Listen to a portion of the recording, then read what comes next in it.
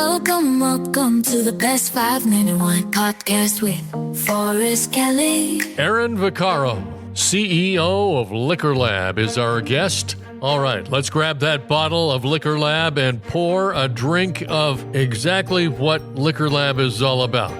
Liquor Lab basically is an experience business where, anybody can come in, take a class, and learn how to make, 3 cocktails. It actually started out of Chicago. A guy named Owen Meyer, who was the founder, he came out of the liquor industry and marketing, where he was spending all this money on advertising and samples and billboards and things, but thought there's got to be a better way to get product into the hands of consumers so they actually experience it, and rather than just seeing it on a billboard. And so he started the Liquor Lab in Chicago to basically an experiential marketing platform for spirits brands. So they would provide the product, and then he would run these classes of basically bringing in consumers and people, and even industry folks, distributors, bartenders, and then teach them how to make drinks using those brands.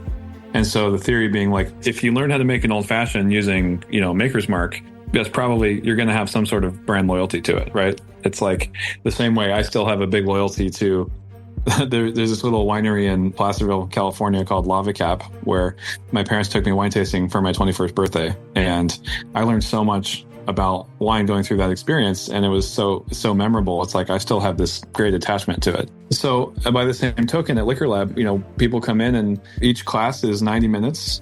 We host them at our location in downtown Nashville, and then the second one in Louisville, Kentucky. You learn how to make 3 different cocktails, and the class might be all margarita themed. It might be whiskey cocktails. It might be famous movie cocktails. We come up with all these different fun themes, and each one has 3 drinks, and you learn how to shake, stir, garnish, combine the flavors. And for most people, it's their first time actually making cocktails, and they come out with this love of like, oh, I can actually do this. And it's demystifies a little bit this sort of like secret, really cool art that, that bartenders do, but most people don't get to try their hand at. Yeah. So do you think that had part of a play in your experience in the winery in Placerville, and that how it made such an impression on you going through the wine tasting and the whole experience that you want to bring that to Liquor Lab and how to make cocktails? It's funny. I've never thought about that before, but it's a great point. And I do think there's something about like, there's some saying about, tell me something and I'll forget, but show me and I'll remember, and make me teach it and I'll never forget it. There's some saying like that. I think this idea of actually getting people hands-on with a product or an experience and walk them through it and teaching them step by step is going to make a much bigger impact than just telling them about, here's the drink and this is how I made it. People are going to forget immediately. But once you've actually done it yourself, you're going to remember forever. It's like, okay, I actually understand the ingredients that went into this drink, and I can taste the lime juice and I can taste the sugar and the rum. I think it just totally sets it in a much deeper way. What do you say to people who say, well, I've heard it so many times, let's go to this bar or whatever, they serve the strongest drinks, the strongest cocktails.